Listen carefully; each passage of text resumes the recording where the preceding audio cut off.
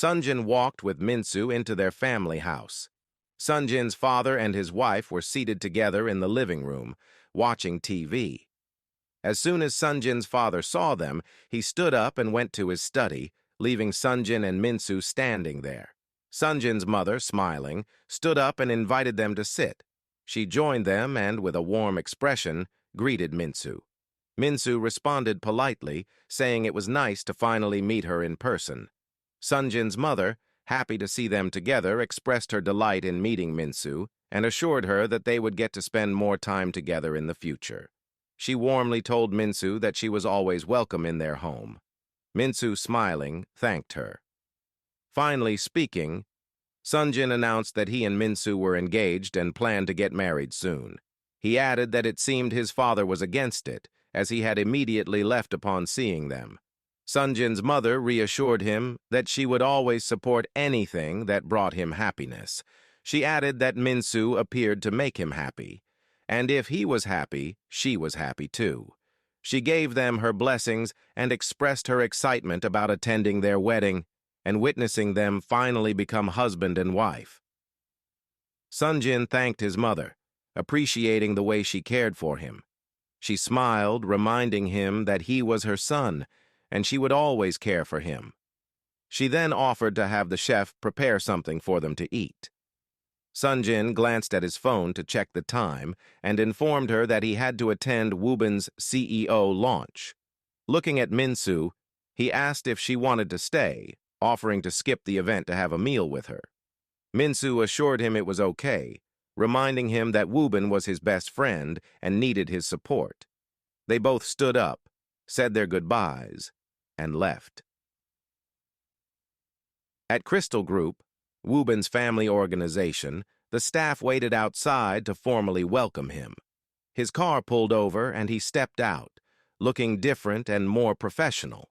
As he made his way into the building, everyone clapped. Standing before them, he gave a speech thanking them for the warm welcome and expressing his hope that they would work well together to take Crystal Group to greater heights.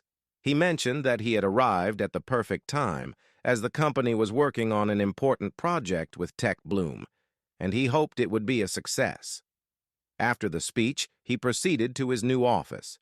As he stood in his office, looking around, he couldn't believe he was now working at the very place he had vowed never to step into since childhood. All for friendship. As he took it all in, his assistant entered, informing him that a young lady was there to see him. Wuin, confused about who it could be, told him to let her in. As he stood there, Kim walked in. He was surprised to see her, but also well aware of why she had come. Kim congratulated him on finally having a decent job. Wuin, keeping his eyes on her, asked her to get straight to the point. Moving closer and looking him in the eyes, Kim reminded him that he had played a part in her downfall and that she would not spare him. Wuin laughed, calling her the most delusional person he had ever met and suggesting that she needed to check herself into a mental hospital. Upset, Kim interrupted, accusing him of jeopardizing their project with Tech Bloom, causing the company to pull out. Wuin stepped closer, telling her that business was business. Crystal Group saw an opportunity and took it, just as any other company would. He added that she was simply angry because she couldn't force a man who didn't love her to marry her, which he found absurd. Furious, Kim made threats, vowing to make him and everyone else who had hurt her pay. Unfazed, Wuin told her he wasn't easily threatened and that he was more ruthless than she could imagine. Calling for his assistant, he instructed her to escort Kim out and to inform security that she was not allowed near their building again, as she was mentally unstable. As Kim walked out, she bumped into Sunjin, who had come to see Wuin. Immediately, she confronted him, demanding to know why he had chosen to embarrass and hurt her that way. Sunjin, looking at her calmly, told her that she had hurt herself, not him. He advised her to let go, reminding her that living with so much bitterness was unhealthy. He assured her that she was a beautiful woman and that someone out there would love and appreciate her. But he was never going to be that person. As he turned to leave, Kim grabbed his jacket, pleading to know why he had never loved her or even looked her way despite knowing her feelings. Sunjin turned to her and simply told her that he was not her person, which was why he never saw her that way.